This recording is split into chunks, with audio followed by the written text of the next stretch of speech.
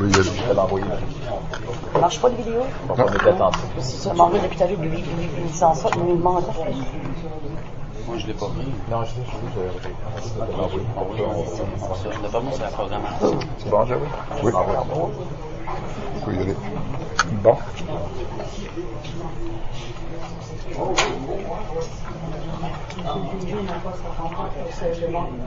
OK, c'est ça. Monsieur.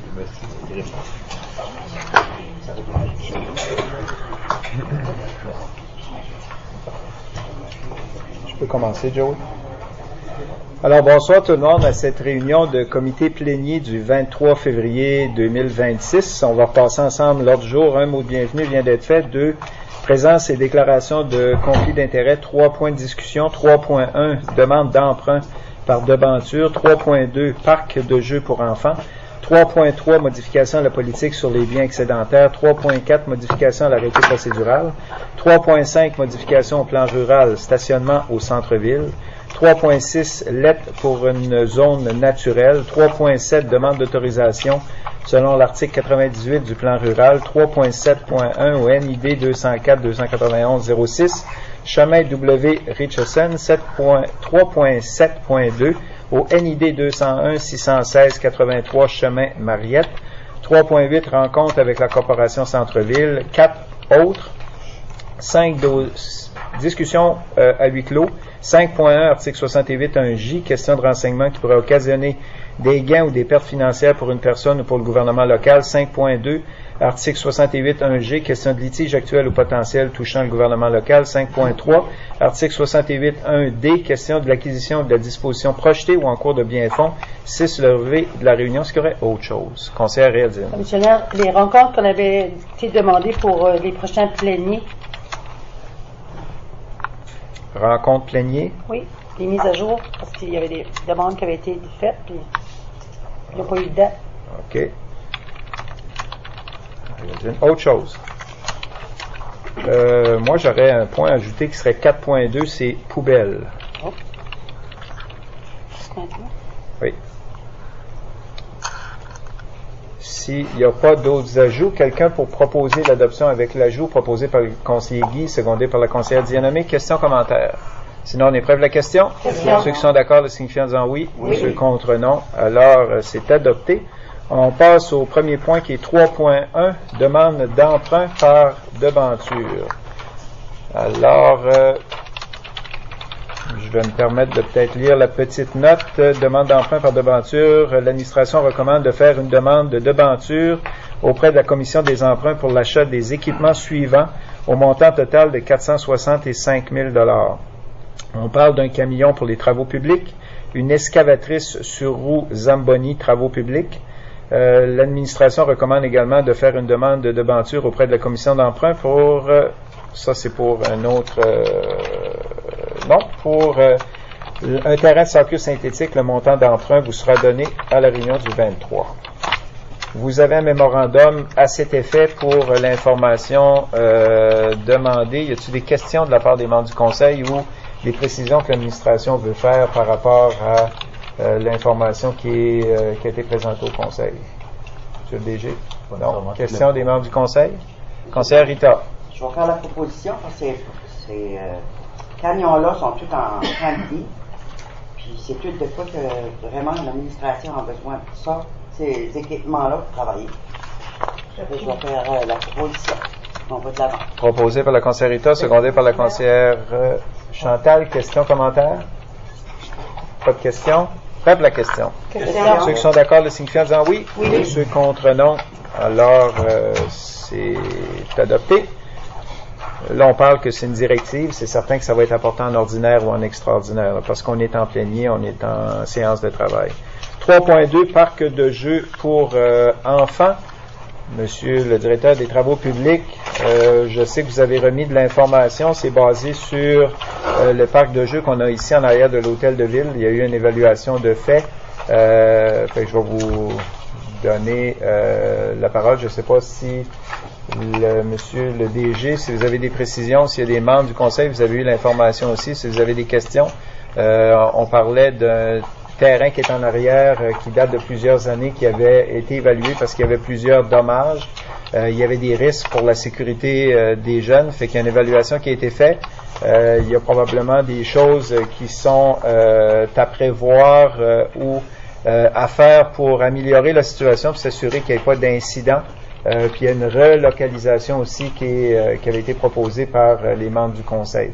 Fait, je ne sais pas si il y a des questions pour notre gestionnaire des travaux publics ou s'il y a des questions particulières à l'administration des membres du conseil. Là, vous avez les plans, vous avez les détails de qu'est-ce que ça implique. Est-ce qu'on a besoin d'une directive là-dessus? Ben, en principe, on a besoin d'une directive certaine, étant donné qu'on a un mémorandum par rapport au dossier. Là. Voulez-vous Oui, je la directive. J'appuie. proposer par le conseiller C'est quoi la directive? Qu'est-ce qu'est la directive? Qu'on va de l'avant avec ce qui a été proposé au mémorandum. Alors, les recommandations qui ont été faites par l'administration au niveau du mémorandum, c'est proposé par le conseiller Guy, secondé par la conseillère Joanne, qu'on aille de l'avant avec les recommandations de l'administration qui est faite au conseil. Question, M. le maire. Conseillère Dynamique? Est-ce qu'on pourrait lire les mesures recommandées? Oui, aucun problème. Merci.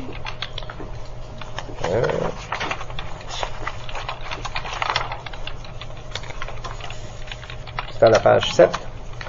On parle de jeux d'enfants extérieurs à mesure recommandée qui fait partie d'une composante du mémorandum à la suite de la révision des documents de demande de prix reçus auprès de 3 fournisseurs. L'administration recommande de procéder à l'achat de 2 modules, soit un module de jeu psychomoteur pour les 18 mois à 12 ans et un module de jeu Chico Iniclo pour les 18 mois à 5 ans auprès de Jean Bette pour un montant, si j'imagine que ça c'est la compagnie, pour un montant total de 85 500 plus TVH.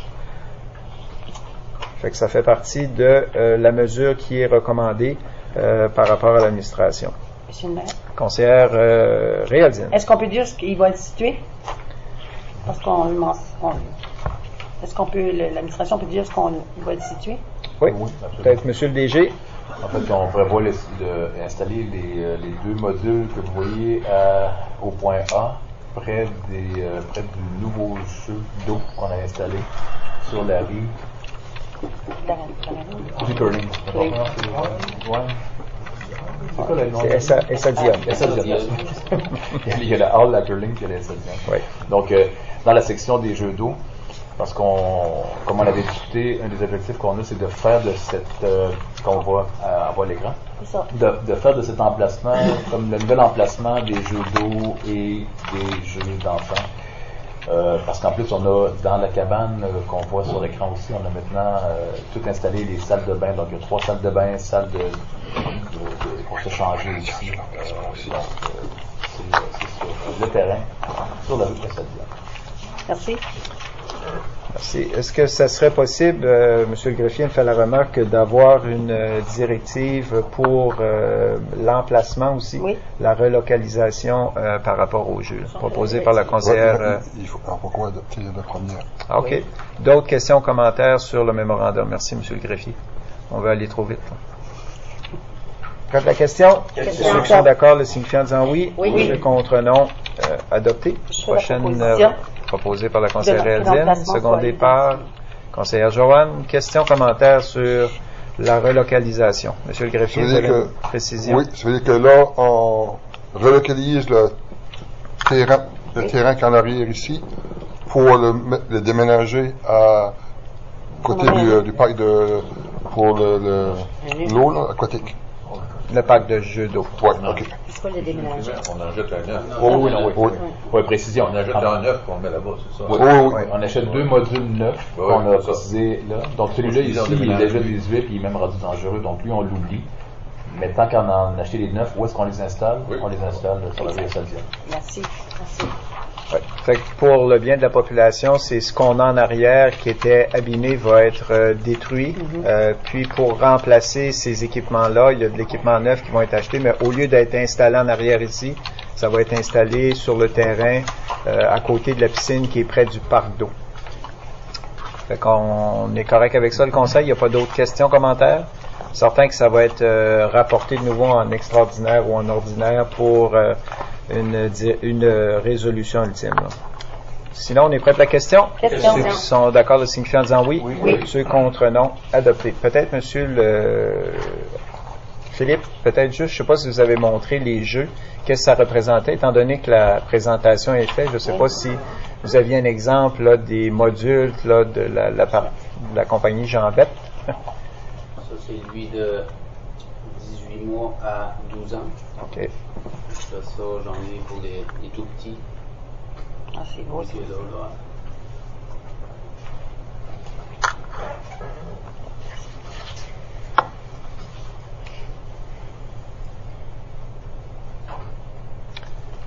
Fait que c'est à peu près le même genre d'infrastructure qu'on avait en arrière, mais va être remplacé pour quelque chose de neuf. Là. Une description, on va peut-être l'avancer un peu dans les détails, voir le petit réseau qu'il y a. Par la suite, peut-être l'année prochaine, on pourrait grossir, là, si tu veux. Cette année, on commencerait par ça. OK. Deux moyens. Oui. L'année prochaine, si vous en voulez plus, on pourra en rajouter. Oui. Parfait. Je ne sais pas s'il y a d'autres questions ou commentaires. La particularité aussi avec le terrain en arrière, on n'avait pas de toilettes. Fallait à chaque année installer des toilettes mobiles. La composante à côté du parc de jeux d'eau, c'est qu'on a un bâtiment avec des facilités qui va être beaucoup plus pratique pour les enfants puis les jeunes familles. Il n'y a pas d'autres questions des membres du conseil? On continue? 3.3, modification à la politique sur les biens excédentaires. Monsieur le greffier, je ne sais pas si vous avez des particularités à présenter au conseil par rapport à cette modification-là à la politique sur les biens excédentaires, juste pour être certain qu'on comprenne bien dans quelle direction qu'on va. C'est que si la municipalité a un bien excédentaire, ça peut être des tondeuses ou des camions, si la valeur est moins de 5 000 $, l'administration peut s'en débarrasser sans aller au conseil municipal.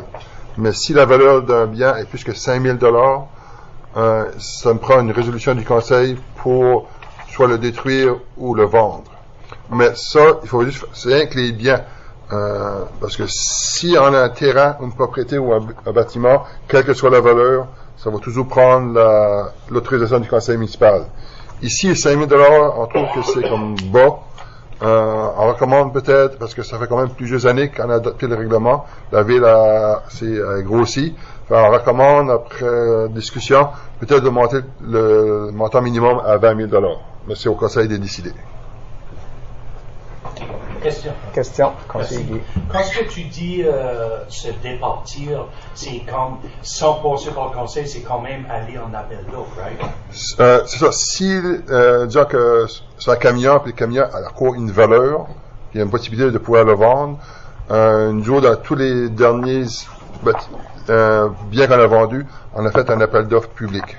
On demandait au monde de soumissionner, puis lui qui soumissionnait le plus haut avait la bite. Je vais faire la proposition, monsieur. Proposé par le conseiller Guy, secondé par la conseillère Chantal. Questions, commentaires? Sinon, on est prêt pour la question? Question. Ceux qui sont d'accord le signifient en disant oui. Ceux contre non. Adopté. 3.4. On parle ici d'une modification à l'arrêté procédural. Je vais me permettre de lire la petite note. L'administration recommande de modifier l'article 74 de l'arrêté procédural afin d'avoir plus de flexibilité pour la date de réunion du premier conseil. À noter que le directeur général sera absent durant la 4e semaine du mois de mai 2026 pour participer à l'AGA, l'Association canadienne des administrateurs municipaux. À noter que la municipalité préfère attendre au moins 2 semaines avant de convoquer une réunion, car il y a moins de 25 votes. S'il y a moins de 25 votes d'écart entre les deux candidats, il peut y avoir un recomptage dans un délai de 10 jours suite à l'élection. Le 21 mai 2026 est la date limite pour un second dépouillement. Si le Conseil accepte la demande de modification à l'arrêté procédural, l'assermentation du nouveau Conseil aurait lieu le lundi 1er juin 2026. À l'assermentation, il y aura seulement comme point, en plus de l'assermentation du nouveau Conseil, l'élection du maire suppléant ainsi que le vote pour nommer les signataires pour les chèques. Alors, proposé par la conseillère Chantal, secondé par la conseillère Rita. Questions, commentaires? Sinon, on est prêt de la question? Question. Ceux qui sont d'accord le signifient en disant oui. Ceux contre, non. Alors, c'est adopté. On poursuit avec 3.5, modification au plan rural. On parle ici de stationnement au centre-ville. Suite à certaines informations reçues, l'administration voudrait savoir si la municipalité doit interdire les stationnements comme usage dans la zone C1 qui correspond au centre-ville de Tracadie. Je ne sais pas si au niveau de l'administration, M. le greffier ou M. le DG, vous voulez... Oui, il y avait le gestionnaire de l'économie innovation. Vous pouvez vous expliquer? Oui. Vous lui permettez? Oui, peut-être juste M. Marc-André, vous pouvez avancer en avant. Vous avez un mémorandum que vous a donné à soir. Oui. Oui. Vous avez reçu un mémorandum à soir.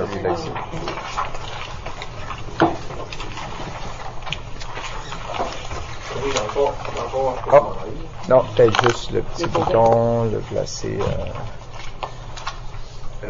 C'est ça, parfait.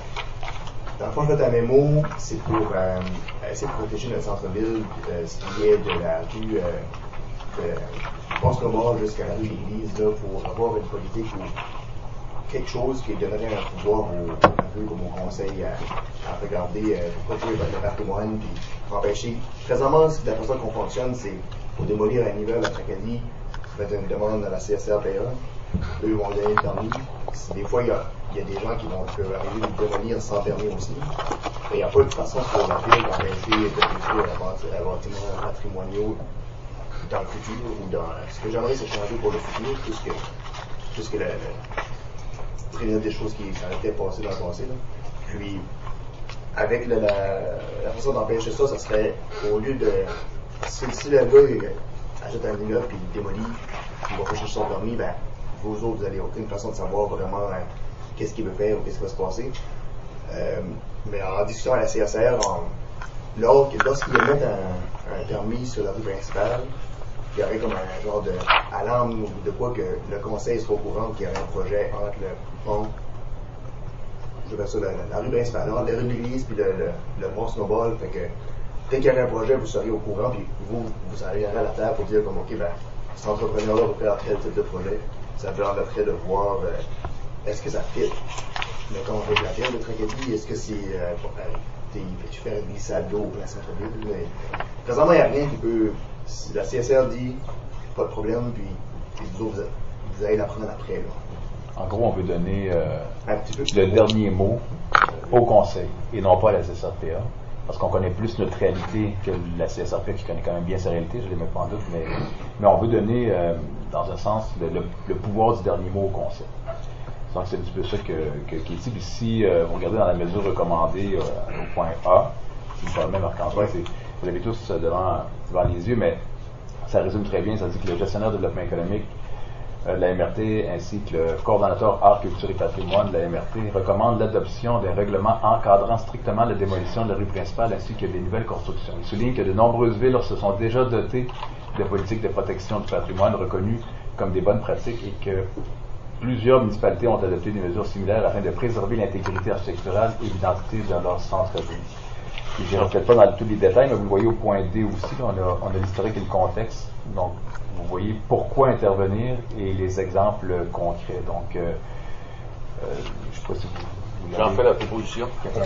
Proposé par le conseiller Allan, secondé par la conseillère Chantal. Vous avez une précision, M. le greffier? Oui, ici, il faut juste faire attention, parce que le conseil ne peut pas avoir de plein pouvoir. Il faut vraiment déterminer les normes, parce que si on détermine, c'est pas assez clair, qu'on donne trop de pouvoir au conseil, n'importe qui a un permis peut aller devant la commission en matière d'urbanisme et peut gagner la cause parce qu'on lui a causé un gêne particulier. Parce que ça, il faut vraiment faire attention. Parce que si on dit que, on parle pas juste de patrimoine ici, c'est-à-dire que quelqu'un qui arrive à un nouveau bâtiment, est-ce qu'on va lui demander que, je sais pas, tel type de revêtement, tant de fenêtres, telle distance, parce qu'il y a des fois, il y a des compagnies qui arrivent un restaurant, puis eux, ils ont leur propre plan d'architecture. Est-ce que le conseil veut refuser un tel type de bâtiment qui ne fit pas dans nos cadres. C'est pour ça qu'il faut vraiment faire attention à définir le cadre, puis il faut voir si le Conseil peut avoir le pouvoir là-dessus, mais on va vérifier avec la CSRPA. Au point 7, M. Greffier, pour votre information sur le niveau du Conseil, le point 7, on le dit bien quand même, au niveau des recommandations, c'est appuyer l'élaboration d'un règlement de démolition applicable exclusivement à la zone revue principale, qui est la zone, comme on dit tout à l'heure, entre le pont Sauvage et la rue de l'Église. Intégrer l'obligation d'approbation du Conseil pour toute nouvelle construction au projet dans ce secteur, reconnaître que ce règlement permet au Conseil d'obtenir un véritable pouvoir décisionnel, actuellement détenu uniquement par la CSRPA, mandater l'administration pour préparer un projet final. Donc, on est encore dans l'étape du projet. Évidemment, le projet, on l'amènerait ici, il pourrait être discuté jusqu'à le temps qu'on arrive à un document que vous êtes d'accord, et prévoir une consultation publique ciblée avant l'adoption. Donc, par rapport aux éléments que le greffier vient de mentionner, juste vous rappeler que ces éléments-là, justement, de peut-être de risque ou de doute, seront mis sur papier ici, puis seront discutés avec le Conseil, jusqu'à temps qu'on arrivera à un document final que tout le monde sera d'accord. Proposé par Yolande, secondé par Chantal. D'autres questions, commentaires ou précisions? J'avais une question. Oui, conseillère Chantal. Ça serait pas un genre de politique un peu? Mettez-la pas aussi... Oui, ça pourrait même aller à un arrêté. Oui, ça serait plus... Ça serait l'idéal même d'arriver en bout de ligne, en conclusion, arriver à un arrêté qui protège la rue principale. Dans un sens, oui. Monsieur Greffier. Bien, merci. C'est qu'une politique, on ne peut pas obliger un entrepreneur à suivre le règlement de la ville. Ça prend vraiment un arrêté pour l'obliger. Oui, c'est ça l'objectif. Merci. Ouais. Un arrêté, c'est la même chose qu'un projet de loi. Ça fait que ça a plus de portée qu'une politique. Question? Conseillère Réaldine. Ça veut dire ça que quelqu'un qui a un terrain vacant dans le centre-ville, il n'y en a pas beaucoup.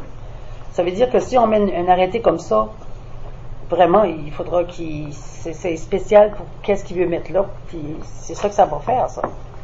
Oui, c'est que vous allez pouvoir... Moi, mon but, c'était pas d'empêcher, c'était plus de pouvoir être au courant de qu'est-ce qui s'en vient ou qu'est-ce qui se passe. Présentement, ils vont en CSR, ils ont le permis, puis après ça, vous autres, vous n'avez pas un mot à dire. Ça se peut, c'est pas nécessairement vous donner un pouvoir de l'empêcher par son projet, mais au moins, vous allez être au courant. OK, c'est ça qui s'en vient, puis ça permet peut-être le public de dire, hey, on veut pas ça, ou je sais pas. C'est au lieu qu'on se ramasse avec une surprise, là, que tout d'un coup on arrive avec le fait accompli, au moins on aura un droit de regard sur qu'est-ce qui est proposé, puis on aura probablement à vérifier, comme M. le greffier mentionne, au niveau légal, qu'est-ce qu'on peut et ne pas faire, parce que c'est certain qu'au niveau de l'urbanisme, même si on fait un arrêté, il y a la loi de l'urbanisme, c'est une loi provinciale, puis elle prédomine sur les décisions du Conseil ou les arrêtés du Conseil ou les politiques. D'autres questions, commentaires? Sinon, on est prêt pour la question. Ceux qui sont d'accord le signifient en disant oui. Ceux contre non, adopté. Alors, le prochain point, 3.6, l'aide pour une zone naturelle. C'est certain qu'à la dernière réunion qu'on a eue plénier le mois passé, il y a une autre lettre qui avait été mentionnée, mais étant donné j'en parle, parce que d'entrée de jeu, c'est moi qui l'ai ajouté à l'ordre du jour. Là. On avait identifié à la dernière réunion, il y a une lettre qui avait été proposée pour faire l'acquisition de l'ancien chantier pour 35 000 acres. Quand on parlait d'acquisition, on parlait pas d'acheter, c'était pas identifié dans la lettre qu'on payait un montant d'argent. C'est quand on parle de l'acquérir, c'est en principe on voulait l'avoir gratuitement, un peu comme que la province l'a eu gratuitement. Le conseil avait pris la décision. Je pense qu'on a eu 2 réunions. On a eu une réunion plénière, on a eu une réunion ordinaire. C'était pas un extraordinaire où ce que le conseil a pris la décision au lieu d'acquérir l'ancien chantier, il fallait procéder à l'embauche d'un consultant puis d'être en mesure d'avoir des coûts s'il y avait des choses à payer par rapport à l'arpentage ou un coût de construction pour un projet récréotouristique. Fait que le conseil a décidé de le reporter. Ça fait qu'on devait s'attendre de ramener ce point-là en plénier pour en discuter, pour identifier un consultant. Identifier ce que le conseil voulait aussi par rapport à l'initiative d'embaucher quelqu'un, puis en jasant avec le greffier et le directeur général, je ramenais dans le temps passé en 2023 où ce que le conseil avait voté un arrêté en première, deuxième et troisième lecture. On avait fait le vote en octobre, je crois, 2023 et en novembre 2023, et on s'avait fait prendre de court avec le gouvernement provincial qu'eux avaient organisé une rencontre à Fredericton pour voter un décret un dimanche matin ou un dimanche après-midi. Ça précédait notre vote en troisième lecture et la lecture intégrale. Je me rappelle à ce moment-là, puis j'imagine que les membres du Conseil se rappellent aussi à ce moment-là, où on avait eu l'information du greffier de la province comme quoi que même si on allait de l'avant avec la troisième lecture, le directeur d'urbanisme à la CSRPA ne pouvait pas apposer son sceau sur notre arrêté. Quand le sceau au niveau de la loi de l'urbanisme n'est pas placé, c'est que la décision du Conseil n'a pas de portée. Ça veut dire que notre arrêté, malgré que on l'a voté, on avait pris l'initiative de le faire en guise de démonstration au gouvernement qu'on procédait, mais qu'on était bloqué à cause que le gouvernement avait identifié l'ancien chantier comme un terrain au niveau de l'agriculture au complet pour la culture du bleuet. La question de ramener la lettre, puis je veux dire, je sais qu'il y a l'histoire du 90 jours quand que le Conseil prend une décision, mais la lettre ici ne coïncide pas du tout avec l'acquisition de l'ancien chantier. On revient avec quelque chose que le Conseil a déjà voté, qui est de protéger l'ancien chantier comme une zone naturelle. Une zone naturelle, je pense que M. le greffier, vous aviez passé à la discrétion du Conseil, je ne le vois pas dans mes... je pense qu'il est juste ici. Qu'est-ce qu'une zone naturelle?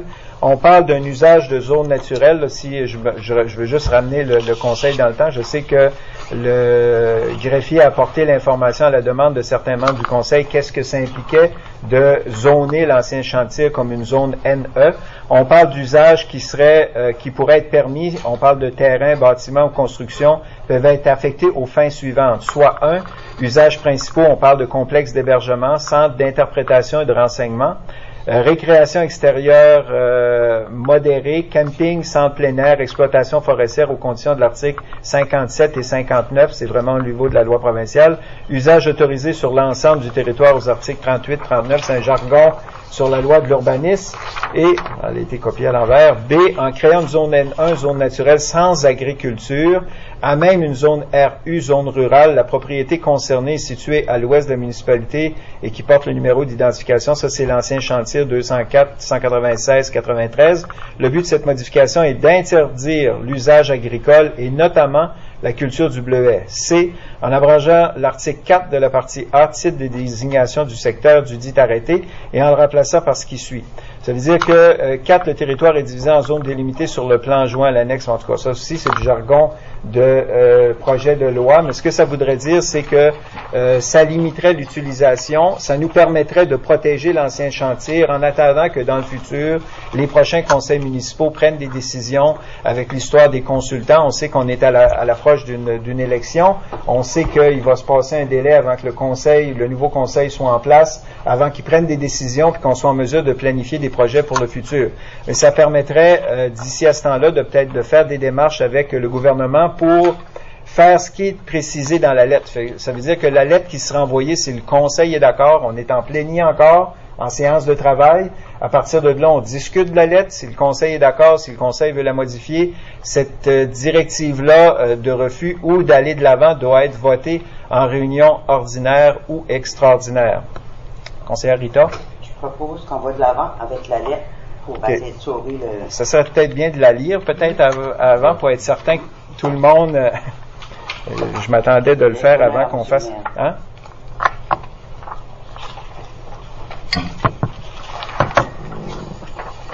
Fait que ça se lit comme suit.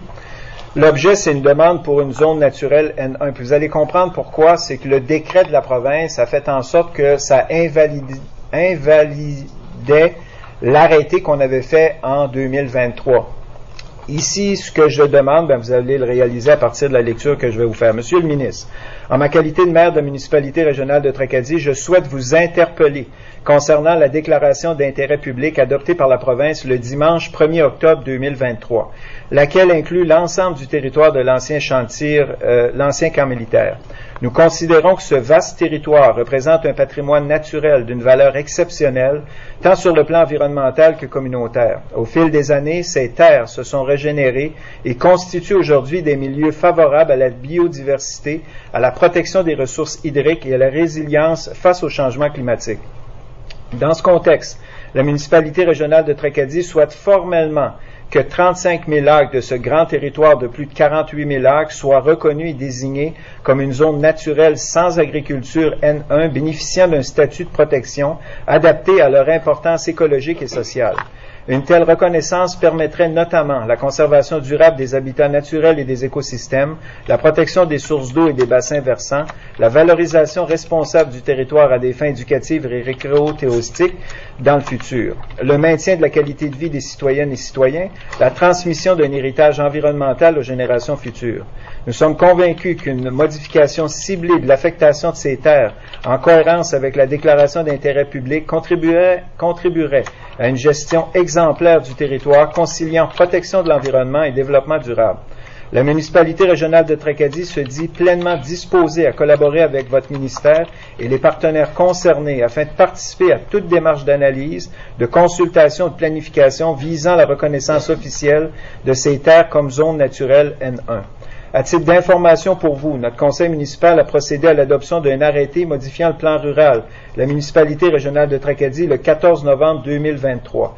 Cette modification à l'arrêté numéro 030-19-2019 n'a pas été approuvée et enregistrée par l'urbaniste en chef de la CSRPA, M. Codilla, à cause de cette fameuse déclaration d'intérêt public votée par le précédent gouvernement en octobre 2023. Nous comprenons que les déclarations d'intérêt public sont des outils importants d'aménagement du territoire autorisés par la loi sur l'urbanisme qui protègent les priorités publiques comme les terres agricoles en établissant des normes intégrées aux plans régionaux et municipaux pour guider les décisions d'utilisation des sols. Le ministère de l'Agriculture et de l'Aquaculture et des Pêches participe à l'élaboration de ces DIP spécifiques à l'agriculture pour préserver les terres agricoles pour ainsi soutenir sa durabilité. En ce qui concerne l'ancien chantier de Tracadie, elle est au cœur d'un débat communautaire intense concernant son développement futur. Cette grande étendue de terre a été transférée de la Défense nationale à la province du Nouveau-Brunswick en 1997. Depuis de nombreuses années, de nombreux citoyens ainsi que la municipalité demandent un moratoire pour protéger l'environnement face à des projets déjà autorisés. Comme vous le savez très bien, votre nouveau gouvernement a imposé un frein ou pause sur de nouvelles parcelles en décembre 2024 face à l'utilisation pour la monoculture du bleuet sauvage. Cette initiative est seulement considérée comme une demi-victoire par notre population. Dans votre plan d'utilisation des terres de l'ancien chantier de 2003, le gouvernement du Nouveau-Brunswick consacrait seulement 3618 hectares à l'exploitation du bleuet sauvage, ce qui représente environ 8940 acres. Notre initiative est donc que 35 000 acres des 48 000 acres que représente l'ancien chantier de Tracadie soient considérés comme une zone naturelle N1. Nous respectons ainsi le plan d'utilisation de ces terres qui avait été planifié en 2003. D'un autre côté, ceci nous permettrait de protéger un vaste territoire boisé pour les générations futures. Depuis plus de 80 ans, la population de Tracadie a cohabité avec les activités militaires liées à l'ancien chantier relevant de la Défense nationale. Durant ces décennies, nos citoyennes et citoyens ont fait preuve d'une grande résilience, acceptant les contraintes, les nuisances et les impacts environnementaux associés à ces pratiques dans un esprit de solidarité et de contribution à l'effort national. Au-delà des désagréments quotidiens, il est important de rappeler que de nombreuses familles ont été contraintes de quitter leurs terres, leurs maisons et leur milieu de vie afin de permettre l'implantation et l'expansion de ces installations militaires. Ces déplacements ont profondément marqué notre communauté, brisant parfois des liens générationnels avec le territoire et imposant des sacrifices humains, sociaux et économiques considérables. Malgré ces épreuves, la population a toujours fait preuve de compréhension et de loyauté envers les objectifs nationaux. Elle a assumé avec dignité un rôle qui dépassait largement ses intérêts locaux au bénéfice du pays tout entier. Il est juste d'affirmer aujourd'hui que notre communauté a pleinement fait sa part. Après plus de 8 décennies de contraintes, de renoncements et d'adaptation, la population est en droit de s'attendre à une reconnaissance tangible de cette contribution historique. À l'heure où ces usages militaires sont révolus, il apparaît essentiel que cette reconnaissance se traduise par la requalification, la protection et la valorisation de ce territoire au profit de la collectivité, notamment à des fins environnementales, récréatives et communautaires. La municipalité régionale de Tracadie souhaite ainsi engager un dialogue constructif avec la Défense nationale afin d'explorer les avenues possibles pour assurer une transition responsable, respectueuse du passé et tournée vers l'avenir. Il s'agit d'une occasion unique de transformer un héritage militaire en un legs durable pour les générations futures. Nous croyons sincèrement qu'une telle démarche constituerait une forme légitime de réparation morale et de reconnaissance envers une population qui, pendant plus de 80 ans, a fait preuve de patience, de résilience et d'engagement. Nous vous remercions de l'attention portée à cette demande qui s'inscrit dans une vision responsable et à long terme pour notre région et pour l'ensemble du Nouveau-Brunswick. Dans l'attente d'une réponse favorable, je vous prie d'agréer, Monsieur le ministre, l'expression de mes salutations distinguées. La parole est à vous. Conseillère bien-nommée. Merci. Est-ce que vous pourriez mentionner à qui la copie de cette lettre a été envoyée aussi? Ben, elle n'a pas été envoyée, c'est le Conseil.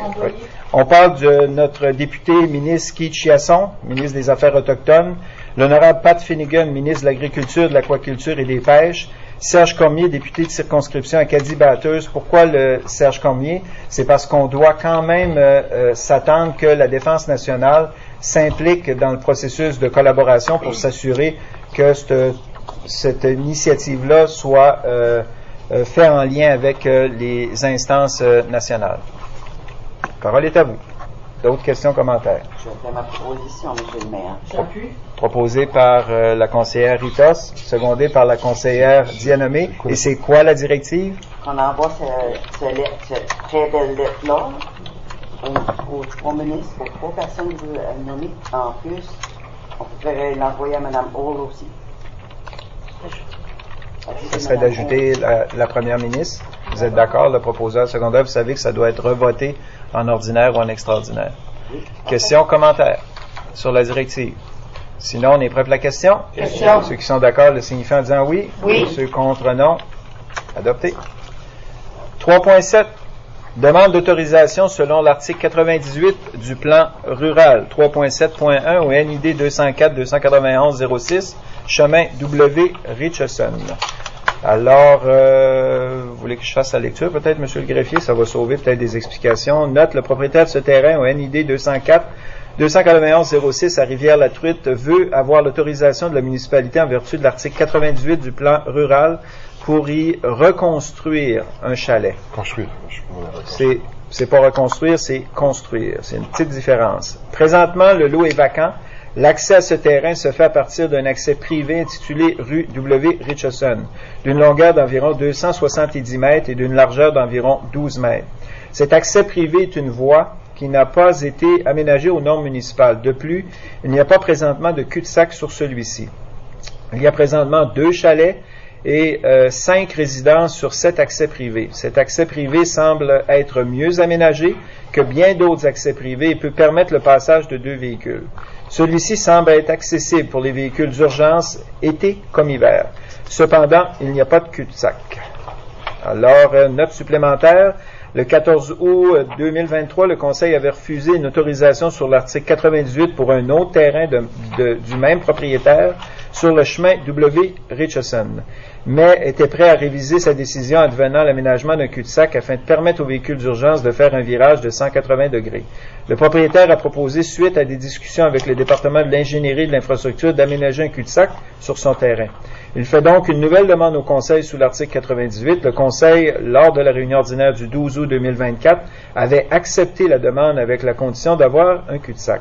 En date d'aujourd'hui, aucun cul-de-sac n'a été aménagé. Depuis 2023, le chemin Richardson n'a pas changé. Afin d'être constant et étant donné l'état actuel du droit de passage, l'administration recommande cette demande, mais avec l'aménagement d'un cul-de-sac afin de pouvoir permettre aux véhicules d'urgence de faire un virage de 180 degrés. La parole est à vous, conseiller Yolande.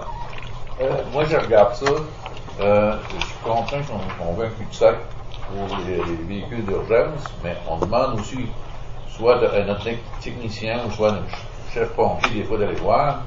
Ici, nous, les véhicules d'urgence sont OK pour circuler. Donc, c'est comme, si c'est OK pour circuler, ça veut dire soit qu'il y a un T ou soit qu'il peut tourner de bord. Pourquoi on est obligé d'exiger un cul-de-sac si les véhicules d'urgence peuvent circuler? Ben, c'est de l'administration. Monsieur le greffier? Parce que tout ce qui recule, c'est des terrains qui est privé. Nous autres, on va s'assurer qu'ils ont le droit, puis en un accès. En ayant un cul-de-sac, ça garantit un accès officiel pour ce terrain-là. Parce que s'il y a un feu ou autre, là, quand c'est un cul-de-sac qui est attaché à la rue, ben, il y a des bonnes chances que celui-ci va être bien déneigé. Mais si c'est des terrains privés, on n'a qu'une garantie qu'ils vont être déneigés ou entretenus.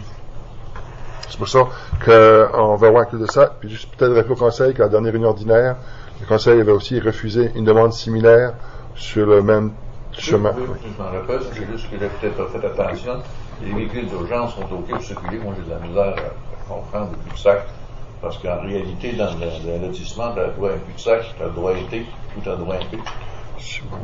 Oui, monsieur le greffier. C'est des vieilles rues. Ça fait qu'il n'y a aucun.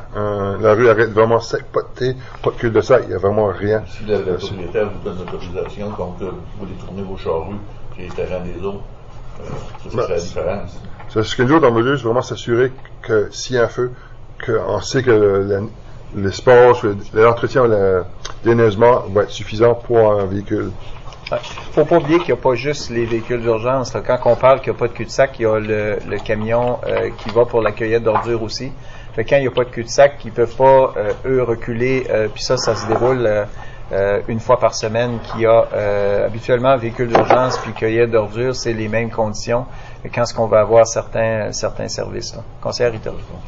Les cueillettes, les poubelles, là, le camion va-tu pas déjà là, dans cette rue-là? Oui, mais vous savez qu'au niveau du Conseil, il y a une analyse qui est en train d'être faite parce que justement, les camions n'ont pas l'autorisation, les camions de passer tant de tonnes n'ont pas le droit de reculer dans des allées privées. Fait que s'il n'y a pas de cul-de-sac pour être en mesure de tourner et ne pas avoir à reculer dans ces rues-là, c'est la composante. Il ne faut pas oublier qu'en 2014 ou 2023, la même demande a été faite, ça a été refusé par le Conseil, et ce que le Conseil exigeait, c'est on était prêt à considérer une demande avec un cul-de-sac. Là, la demande est refaite à nouveau, mais le cul-de-sac n'a pas été fait. Fait qu'en principe, on reviendrait sur une décision qui avait déjà été prise en ordinaire pour la même considération. Puis, comme mentionné par M. le greffier, on en a refusé au dernier ordinaire. Fait qu'à un moment donné, il y a des citoyens qui vont se poser la question, pour quelle raison qu'on n'est pas équitable. Pour certains, on dit oui, puis pour d'autres, on dit non. Conseillère Joanne. Merci, M. le maire. Est-ce que toutes nos rues qu'on a dessus ont des cul-de-sac? Je pense pas.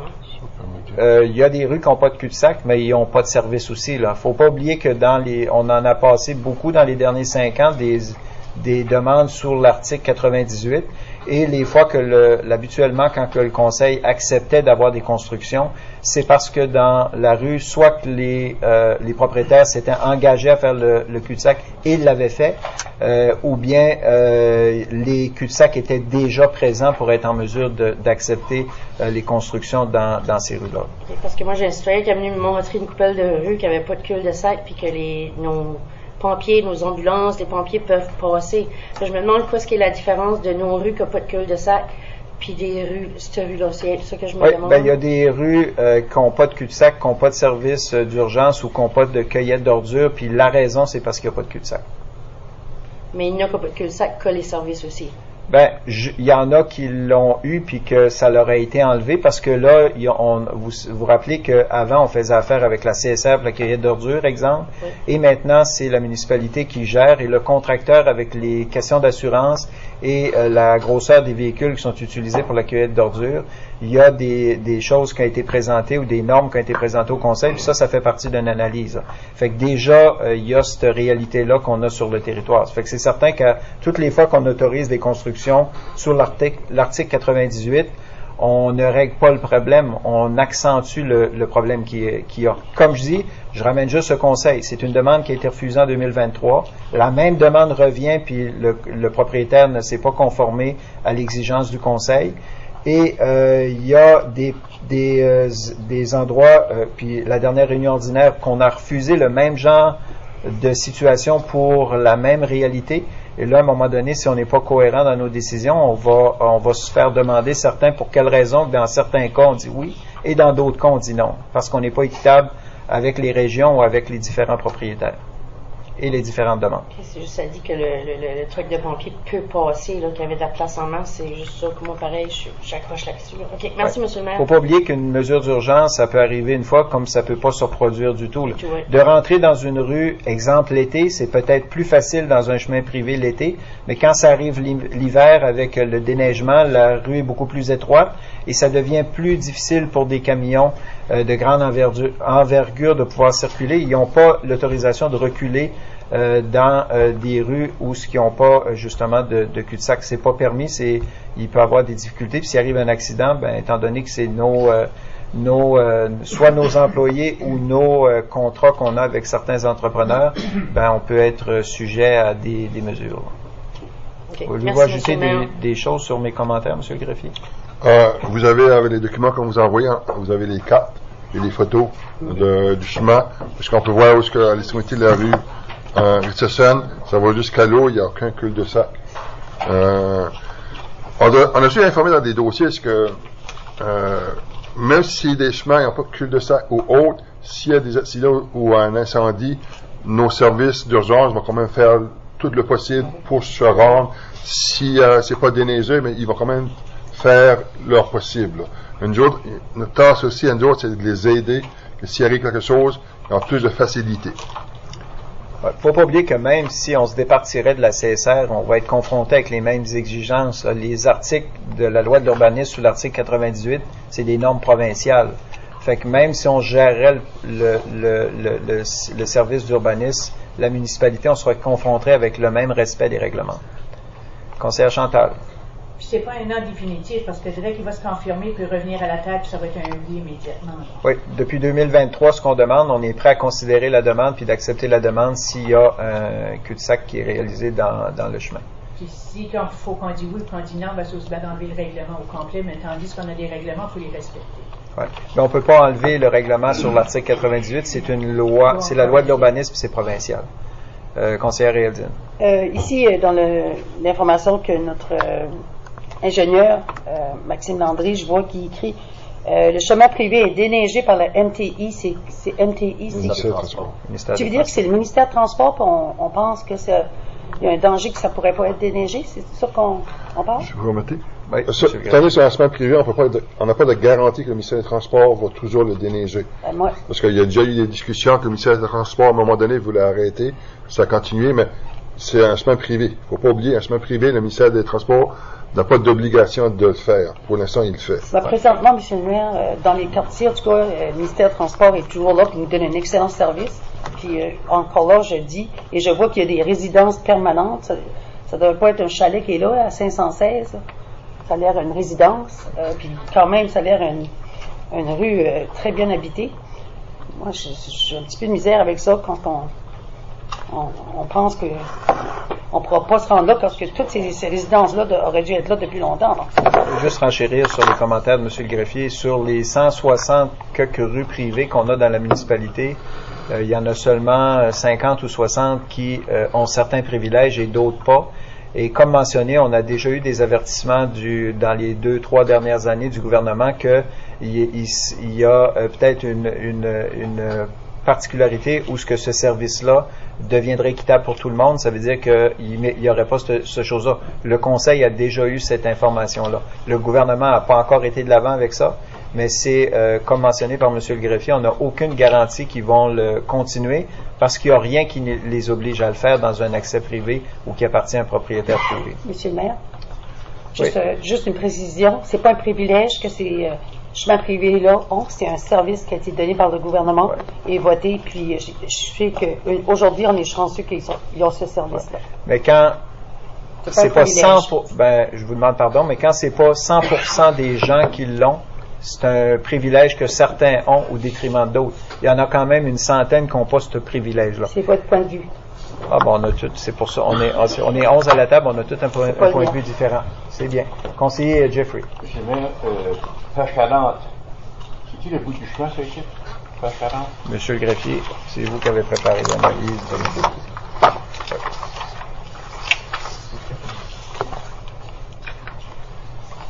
ça ici, nous, ce qu'il y a les deux pages. Oui. Pour raison, ce qui est pas pris là-dessus, c'est un chemin de terre.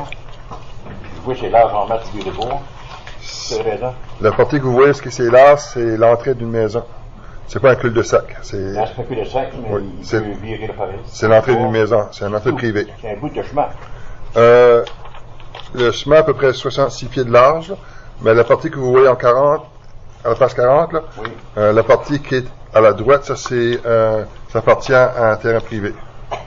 C'est grand en masse ici pour virer. Il faut qu'il vienne en partie sur le terrain privé. Mais s'il va avoir le service de poubelle, puis il y a un chemin, il n'y a pas à laisser passer. C'est qu'un jour, pour le service des poubelles, on a été obligé de demander l'autorisation de chacun des propriétaires des chemins privés et si le camion poubelle devait virer dans une entrée, on a reçu de l'autorisation du propriétaire pour virer. Dans ce dossier-là, je ne sais pas si on a l'autorisation ou pas. On a eu beaucoup de dossiers, mais pour qu'un camion de la ville vire sur un terrain pour les poubelles, il faut qu'il y ait une autorisation du propriétaire. Oui, mais vu là, je ne vois pas de... Anyway, du reste, c'est un chemin qui est souhaité, qui n'a rien au bout pour virer de bord. Pourquoi je vois ici, là? C'est grand en maths pour virer de bord. Oui, mais on rentre dans une entrée, c'est pas un cul-de-sac. On part d'un chemin pour aller virer dans l'entrée d'un particulier. C'est un bout de chemin. Il ne faut pas oublier que le conseil, on n'a pas d'autorité sur le terrain qui appartient à un propriétaire d'une résidence. Vous demandez à ce moment-là, si vous êtes d'accord avec ça? C'est pas mon mandat à moi de m'occuper de ça, là. Non, merci. C'est l'information qu'on a de l'administration, puis il ne faut pas oublier, je ramène le conseil, il y a une décision qui a été prise en 2023.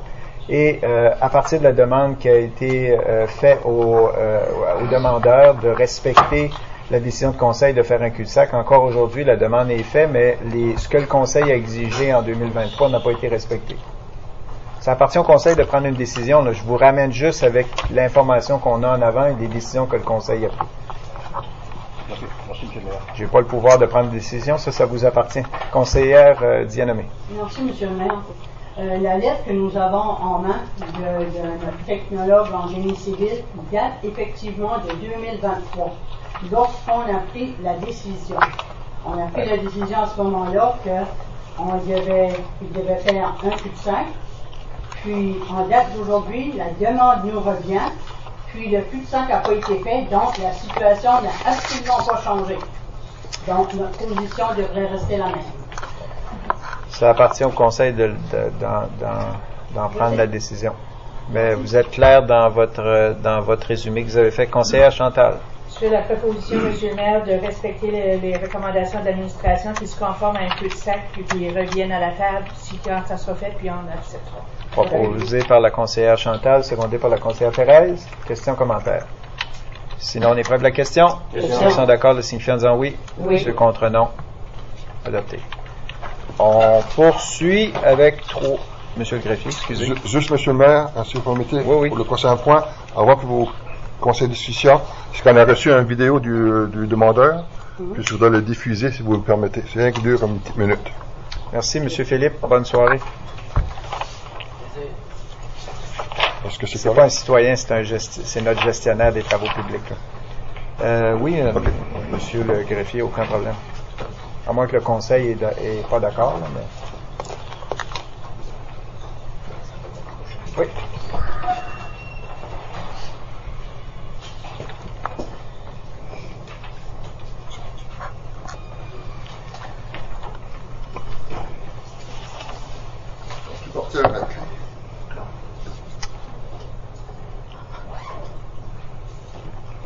Oh, ça se peut-tu que c'est le groupe qui a présenté tantôt? Présenté. Non, ouais, c'est vrai, il n'y avait pas de présentation pour PowerPoint.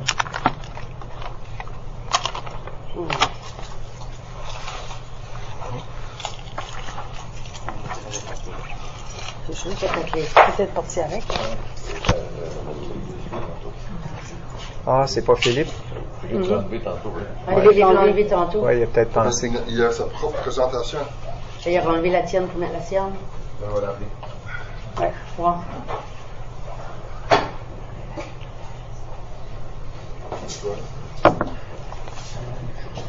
Peut-être en attendant qu'on trouve la clé, on pourrait faire le prochain point. Oui. Monsieur Marc-André va vérifier avec Philippe pour la question de la clé. Fait qu'on va juste attendre de voir si on peut trouver l'information. On va revenir tantôt. 3.8. La conseillère est partie. 3.8, rencontre avec la corporation Centre-Ville. Il y a une demande qui avait été faite à la corporation de pouvoir les rencontrer, question de partager les budgets, présenter les travaux ou les projets que eux travaillent dessus pour le futur ou l'année en cours, parce qu'on sait quand on leur accorde le 14 sous de taxation, eux, en principe, avec cette taxation-là, sont en mesure de faire différents projets. Ça avait été demandé à l'attention du Conseil de ramener le point en plénier parce que la demande qu'on a eue, il y avait une résistance pour le comité de la corporation de venir rencontrer le Conseil. Eux, ce qu'ils recommandaient, à moins que je me trompe, Monsieur le greffier, c'était d'avoir peut-être un représentant ou deux représentants qui feraient le pont ou le lien avec l'information que le Conseil a besoin. Par rapport à l'initiative. Je ne sais pas s'il y a des précisions ou des particularités par rapport à cette demande-là qui avait été faite par le Conseil de rencontrer l'organisme en question pour être en mesure d'avoir un dialogue puis d'avoir des questions par rapport à justement des informations que le Conseil aurait aimé d'avoir.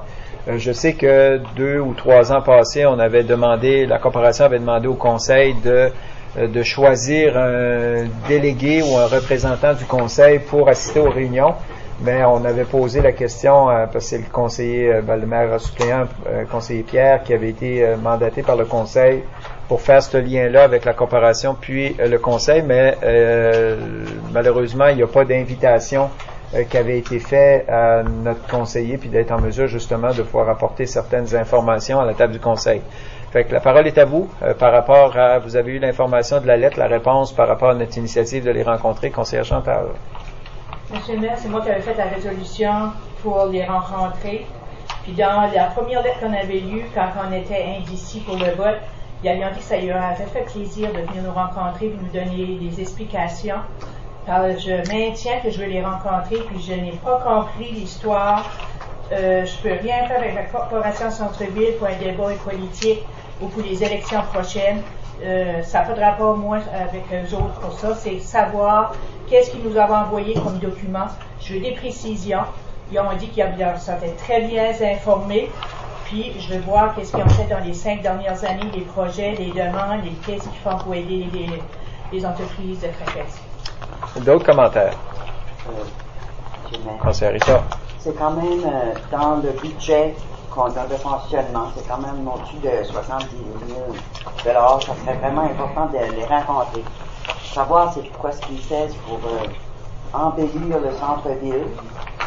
Parce que moi, j'étais vraiment déçu l'autre jour, surpris surtout, que les fleurs qui étaient placées, je pensais que c'était la corporation qui fournissait les fleurs. Mais j'étais vraiment surpris, c'est la municipalité qui paye les fleurs, puis qui paye les employés pour arroser, pour embellir, surtout ici, toute la rue principale au complet, là, quand on met des fleurs. J'étais vraiment surpris de ça, parce que je pensais que c'était la corporation qui payait cette dépense-là. Ça serait vraiment intéressant de pouvoir les rencontrer, parler de leur projet, ou je vais faire la proposition, M. le maire. De réaffirmer notre initiative de les rencontrer. Exactement. Proposé par la conseillère Rita, secondé par la conseillère Chantal. Question, commentaire. Conseiller Pierre. Juste question d'information, M. le maire. Je n'ai jamais été invité jusqu'à présent pour assister à une réunion, mais récemment, là, j'ai eu un courriel. OK. Pour la première réunion du conseil d'administration, j'ai reçu la copie des statuts et règlements aussi de l'organisme. Puis leurs réunions du conseil d'administration sont en mars et en octobre, si je me rappelle. Je n'ai pas étudié le statut règlement par cœur, puis je ne me rappelle pas par cœur, mais il me semble que c'est 2 fois par année. Okay. Puis leur première réunion du conseil est en mars, donc ce serait la première réunion de leur nouveau conseil. Vous m'avez mandaté pour y aller, donc je ne pense pas que je vais m'empêcher d'y aller parce que j'ai été mandaté. Oui, exactement. Ça va se faire d'ici probablement la fin du mois de mars. Il y a des dates tentatives là, qui ont été arrêtées pour cette rencontre-là. C'est là juste vous informer de ça. Oui. Ça ne veut pas dire qu'on n'a pas besoin de voter la proposition qui est sur la table, mais c'était juste à titre d'information au conseil que je voulais préciser. Oui, merci pour la mise à jour. D'autres commentaires ou questions? Sinon, on est prêt pour la question? Question. Ils sont d'accord, le signifie en disant oui. Oui. Ceux contre non. Adopté. Avez-vous retracé la clé finalement? Non. Encore? Ce qu'on peut faire, c'est que le conseil peut aller de l'avant avec le dossier. Vous pouvez le remettre à une prochaine réunion. Je sais que le demandeur est assis dans la salle. Okay. Je ne sais pas si vous voulez lui demander si, selon lui, son vidéo est essentiel à sa demande. C'est au choix du conseil. Okay. Qu'est-ce que vous préférez, les membres du conseil? Je propose qu'on demande au propriétaire de nous présenter si c'était de l'information essentielle pour peut-être juste demander. Venir à la table, s'il vous plaît. Il est présent dans la salle, je peux juste se demander, est-ce que l'information que vous aviez sur la clé est essentielle pour la gestion de votre projet? C'est moi. Oui. Oui. Okay.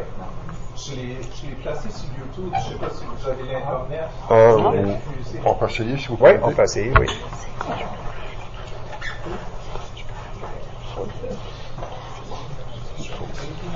Technologie.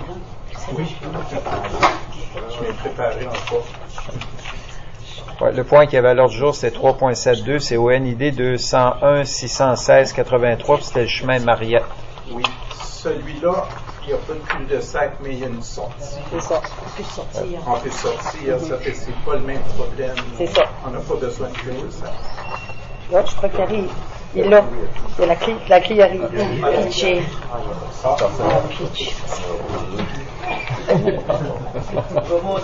On mange tout. T'étais pas rendu à Maisonnette, toi? J'espère.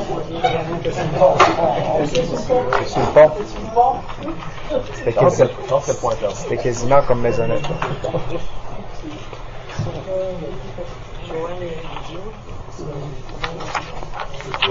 Notre vidéo, il n'y a pas de son, par exemple? C'est parfait. On va passer là.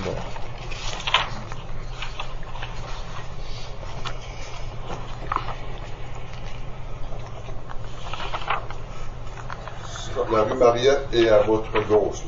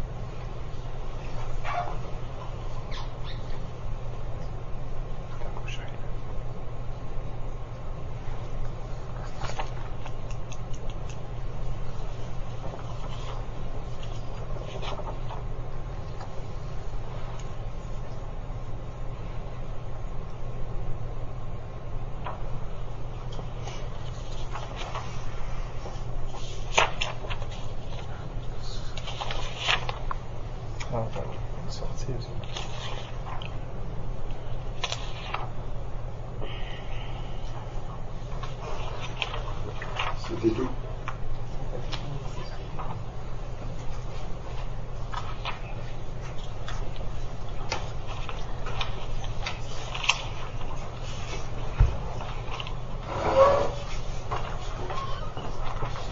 Fait qu'à partir de l'information que vous avez dans la demande qui est là, il n'y a pas de cul-de-sac sur ce chemin-là. Par contre, il y a de l'information, puis je pense que c'est ce que servait le vidéo, c'est qu'il y a une sortie Il y a une autre sortie qui part de la rue Mariette et qui sort dans la rue, dans le chemin de la Pointe, là où il y a le camping de la Pointe.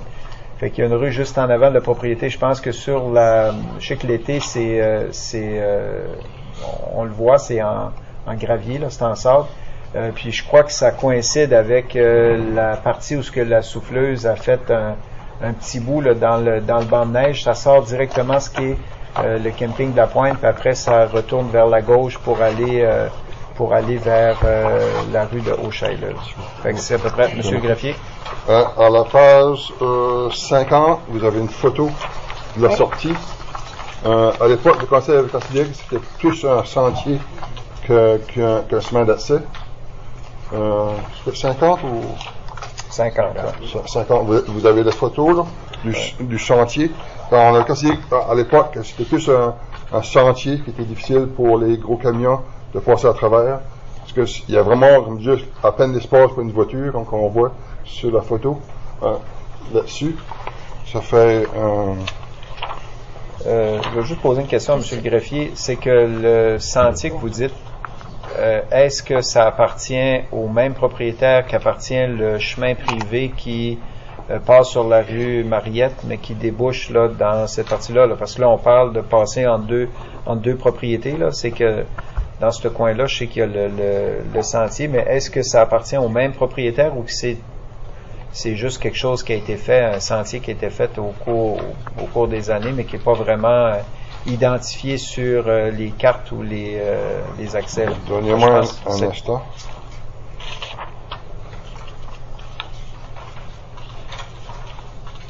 C'est deux propriétaires différents. Des propriétaires différents? Oui, d'après la carte que j'ai ici, là, c'est pas dans où est-ce que la rue Mariette, est-ce qu'elle est présentement, puis le sentier, c'est deux lots distants. Okay. Mais est-ce que c'est considéré comme un sentier ou ça fait partie de la propriété ou de la maison qui est sur le coin qu'on a vu sur la photo à gauche? Cette partie-là, ce sentier-là appartient au propriétaire du terrain de camping.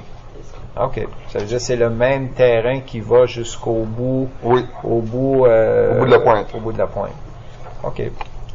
Est-ce qu'on pourrait avoir une demande parce qu'il y a une question d'élargissement, mais si ça appartient aux choses, que ça soit élargi pour qu'un camion, justement, puisse, parce qu'une voiture passe très bien, là, mais parce que je pense que c'est juste une question là, d'arbres ou des choses là qui soient, je pense que les arbres ont juste à briller le dessus du chemin, ça fait penser à un tunnel, là. Si la condition, ça serait parce qu'il y a quand même une rue, là, le fait d'exiger un cul-de-sac, c'est quand on arrive sur une propriété où il n'y a plus de terrain. Mais s'il y aurait une composante que le chemin serait élargi pour que les véhicules un petit peu plus importants ou gros puissent pour continuer sur les chemins, parce qu'après, on débouche sur un chemin public, là. C'est certain que le chemin qui va au bout, c'est un autre chemin privé, mais à gauche, on tourne il y a un chemin privé, un bout pour sortir du camping, mais après, ça tombe sur un chemin public, là.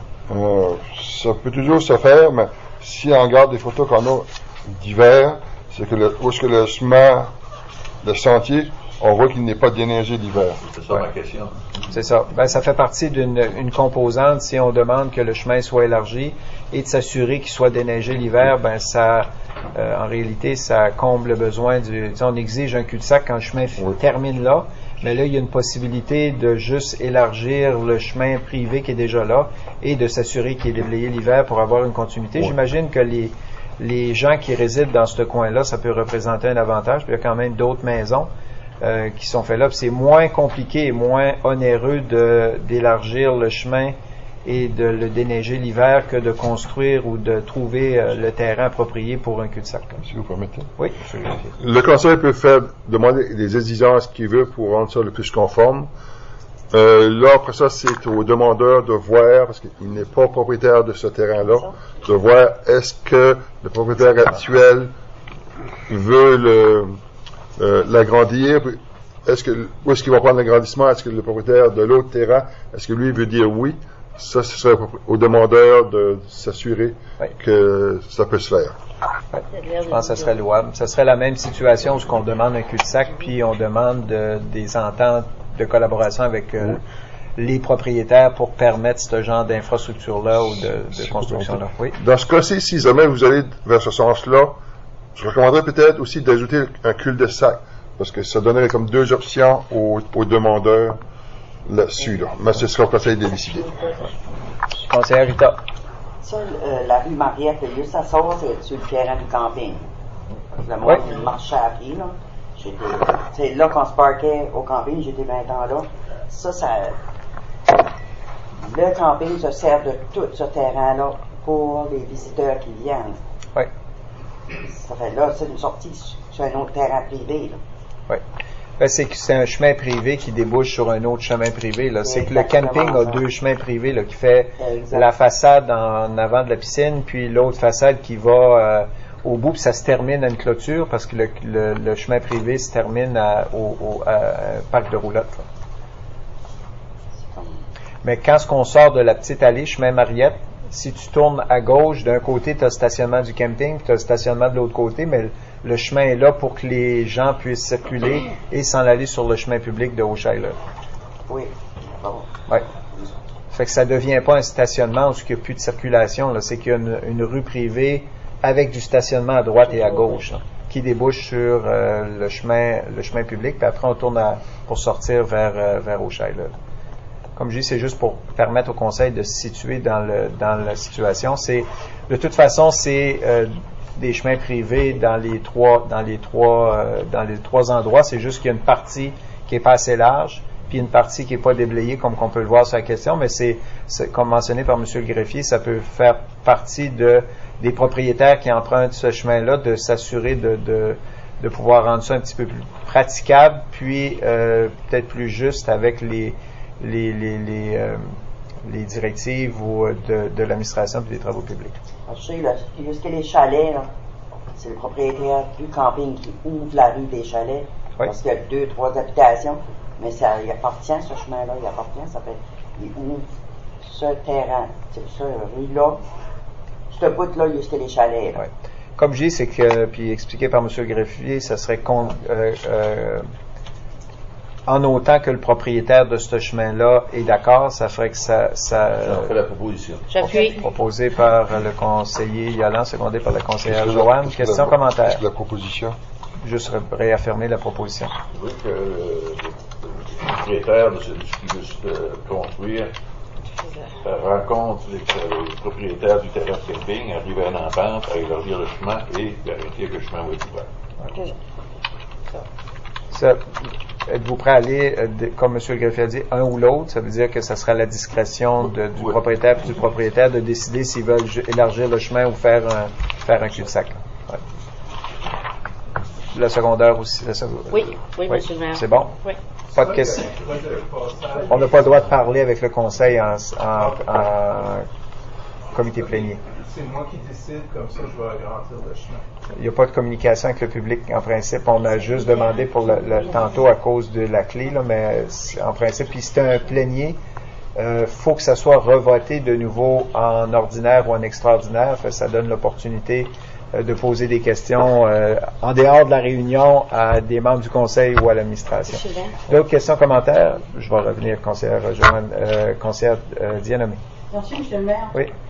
On parle de cul-de-sac, mais le cul-de-sac, il serait fait où? Tout à fait au bout de la rue?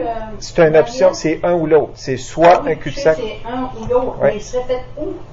Il bloquerait le petit chemin. Si on fait un cul-de-sac là, ils pourront plus passer. C'est pas à nous à regarder qu'est-ce qui va être fait. En principe, c'est les propriétaires concernés qui vont devoir s'entendre à quelque sorte de collaboration.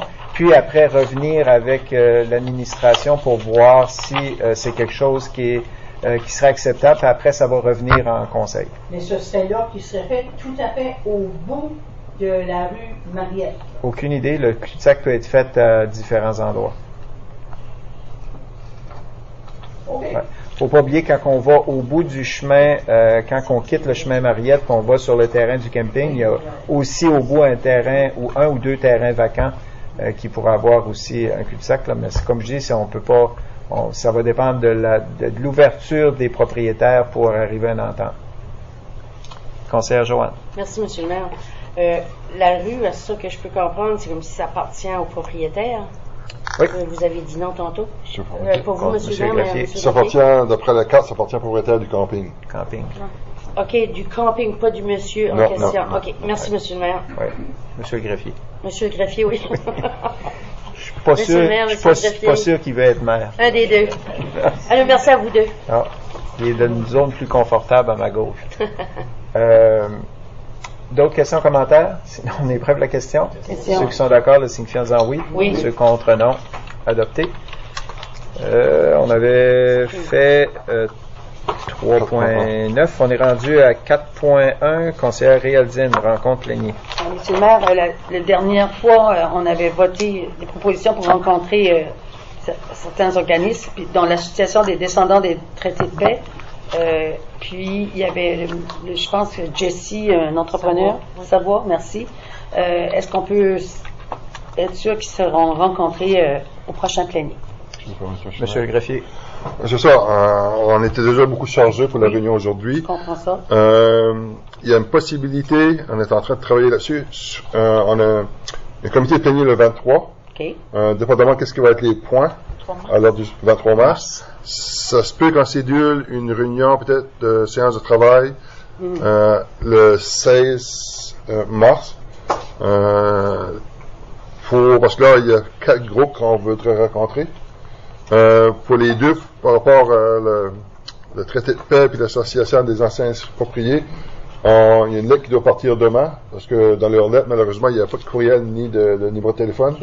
Ça fait on les a envoyé une lettre pour leur donner les options. Puis il y a 2 autres groupes qu'on va communiquer avec pour leur donner les options, pour savoir. On les a pas oubliés, c'est juste qu'on essaie de trouver une date pour les rencontrer. Puis donc l'entrepreneur aussi, Jesse, ça va. Il y a lui puis un autre personne qui a pris un temps projet au conseil.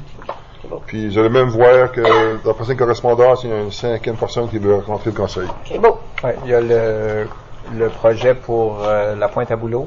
Puis il y a un projet aussi pour le Cher Corner à Shaila. C'est une autre demande qui a été faite, puis ça fait référence à une présentation qui avait été faite quelques années passées au Conseil 2016-2020 pour un projet d'un parc au coin à Shaila. C'est le coin qui, que soit on va sur l'autoroute ou qu'on va par l'école La Source, c'est le terrain qui est là. Ça fait qu'il y a une autre demande qui a été acheminée à l'administration. Monsieur le greffier. Ça se peut aussi quand on divise les groupes en 2, là. Quand on rencontre le 16 et le 23. C'est bon. D'autres commentaires, conseiller Réaldine? Merci. Sinon, 4.2, c'est un conseiller Pierre. Excusez. C'est intéressant qu'on sache qu'il y a de quoi qui s'en vient peut-être le 16 mars. Je sais qu'on a besoin de savoir 48 heures à l'avance, selon mais quand on a déjà des dates de prévues, ça serait intéressant d'avoir un courriel. Possibilité, parce que je sais que l'opération centre-ville, c'est dans d'autres outils. Oui. Je trouve ça intéressant parce qu'on peut savoir quand même plutôt que 48 heures, même si le règlement est 6 jours dans 48 heures. Oui. Peut-être aussitôt que possible que l'administration a identifié les 2 dates, de l'envoyer par courriel aux membres du conseil, question de pouvoir le placer dans leur agenda. J'ai ajouté Centre-ville avec là. Centre-ville aussi. Parfait. Il n'y avait pas d'autre chose, conseillère Réaldine. 4.2, poubelle, c'est un point que j'avais apporté. Je vais le mentionner au conseil. À l'attention du conseil, peut-être que vous avez eu des commentaires aussi par rapport à la cueillette d'ordures. Vous savez que le nouveau contrat qu'on a avec la cueillette d'ordures, ils ont fait l'acquisition de nouveaux camions. Que ce soit ici ou que ce soit ailleurs, même les nouveaux camions que la CSR utilise, les camions neufs, c'est un bras mécanique. Ça fait que il y a un conducteur, il y a un bras mécanique qui ramasse les poubelles. Fait que maintenant, avec les nouvelles acquisitions, les poubelles qui sont seulement utilisées, c'est les grosses poubelles noires avec un couvert puis une genre de poignée que le bras mécanique peut prendre. Ça avait été présenté au conseil, puis ça avait été voté par le conseil. Là, on avait été avisé de l'initiative. Qu'est-ce que la compagnie a fait? Parce qu'ils ont quand même permis une certaine transition. Là. Ils ont utilisé, je pense, des vieux camions en attendant que les gens puissent acquérir les poubelles. Fait qu'il y a des annonces qui ont été, des affiches en papier collant qui a été placé. Ça fait que les entrepreneurs ou l'entreprise qui fait la cueillette d'ordures a placé sur des poubelles non conformes l'avis. l'avis qui disait que jusqu'à quand la cueillette d'ordures serait faite avec les poubelles qui sont non conformes, puis à partir de quelle date que les seules poubelles qui seraient ramassées, c'est les poubelles conformes avec les nouvelles pièces d'équipement. J'ai eu quelques téléphones, c'est certain que le maire, on a souvent ce genre d'informations-là quand il y a des services qui a des commentaires ou des particularités négatives avec la population. Il y a aussi l'entreprise, à un moment donné, durant ma marche du matin, qui m'ont posé des questions par rapport à ça, puis c'est la raison pourquoi je l'apporte au conseil. C'est que les poubelles, peut-être plusieurs années passées, c'était quand même plus abordable, c'était en bas de 100$, mais aujourd'hui, ces poubelles-là sont au-dessus de 160$ pour les plus petites, puis ça peut aller un petit peu plus que 200$ pour les plus grosses. C'est certain que, je veux dire, on est conscient qu'il y a des familles qui ont plus de difficultés. Il y a le salaire médian est en bas est très bas. On sait que les coûts d'électricité, on sait que que ça soit les coûts de l'épicerie puis l'essence ont augmenté considérablement. Fait qu'il y a des familles ou des individus qui n'ont vraiment pas la capacité. Puis on parle pas de 100 personnes ou de 50 personnes, c'est quand même un montant qui est assez minime. Mais je pense qu'il y aurait lieu, puis c'est la raison pourquoi je l'ai apporté ici, il y aurait lieu puis dépendamment qu'est-ce que le conseil en pense, qu'on ait une genre de politique courte. Puis je vais vous dire pourquoi. C'est que quelques années passées, quand que la municipalité a décidé de faire partie d'un système de recyclage, les poubelles ont été achetées. Dans ce temps-là, on était avec la CSR. Les poubelles ont été achetées. Il y avait une genre de politique ou de critères qui disait qu'il y aurait seulement une poubelle par citoyen, puis que s'il arrivait un incident ou un accident ou quelque chose comme ça, le citoyen était responsable d'acquérir les prochaines. À ce moment-là, les municipalités qui étaient impliquées avaient quand même eu des surplus de poubelles pour les nouveaux citoyens ou les nouvelles personnes qui venaient s'établir dans la péninsule acadienne, du fait qu'il y avait des poubelles supplémentaires à cet effet-là. Quand on est arrivé avec le nouveau, nous quand on a changé d'entreprise, c'est certain que les camions auparavant n'avaient pas les nouvelles technologies qu'il y a aujourd'hui. Ça fait que là, maintenant, ça prend... puis comme je dis, on n'est pas à l'abri de ça. La CSR, les nouveaux camions sont tous comme ça. Il faudrait, je pense, avoir une politique que l'administration pourrait faire aussi simple possible avec des critères par rapport à qui pourrait avoir ce genre de poubelles-là fournies par la municipalité. Puis comme je dis, là, il y aurait des particularités, puis je pense qu'il y a des exemples dans d'autres municipalités qui existent par rapport à ça. La municipalité pourrait faire l'acquisition peut-être d'une dizaine de poubelles. Comme je dis, c'est pas un nombre extravagant, mais à choisir entre fournir une poubelle puis qu'on envoie nos employés dans la municipalité parce que les poubelles n'ont pas été ramassées, je veux dire, à un moment donné, en bout de ligne, ça va nous coûter aussi cher. Il faut quand même être conscient comme conseil qu'il y a des gens sur notre territoire. Si on a des itinérants, puis on a des démunis, mais on a quand même des gens qui ont un revenu qui ne permet pas de faire... j'ai un citoyen en particulier qui a dit, Monsieur le maire, si j'ai à choisir acheter une poubelle, payer l'épicerie, puis payer mon bill d'électricité, à un moment donné, je vais faire un choix essentiel, puis vous serez peut-être pas vraiment d'accord avec le choix que j'ai pris. Fait comme je dis, oui, on est responsable de le faire. C'est certain qu'on peut pas acheter 16 000 poubelles, mais si on pourrait avoir une politique, puis je parle pas d'une décision ce soir qui est prise par rapport à l'achat ou les choses, mais si on pourrait avoir une directive que l'administration prépare une politique type qui serait présenté au conseil. À partir de là, j'imagine que l'administration pourrait discuter avec les entreprises pour voir, depuis qu'ils ont placé les étiquettes, combien de gens se sont conformés, pour quelles raisons qu'ils se sont pas conformés, parce qu'il y a des gens qui ont probablement le moyen de le faire, mais ils ont juste décidé de pas se les procurer pour différentes raisons, mais que cette analyse-là soit faite aussi, qu'on soit en mesure de ramener ça en plénier pour être en mesure de voir, avec l'entreprise, qu'est-ce que ça peut représenter, comme politique, puis voir qu'est-ce que ça implique comme achat qu'on devrait faire. Mais je crois que c'est important qu'on ait cette attention-là particulière, parce que comme je dis, on faut quand même considérer que sur le territoire, il y en a qui n'ont vraiment pas ce revenu-là pour faire ce genre d'acquisition-là. Puis on voudrait pas qu'il y ait des gens qui choisissent entre une facture d'électricité ou une facture d'épicerie ou acheter une poubelle. Fait comme je dis, j'ai eu ces commentaires-là, puis je pensais que c'était pertinent de l'apporter à la table du conseil. Fait que la parole est à vous.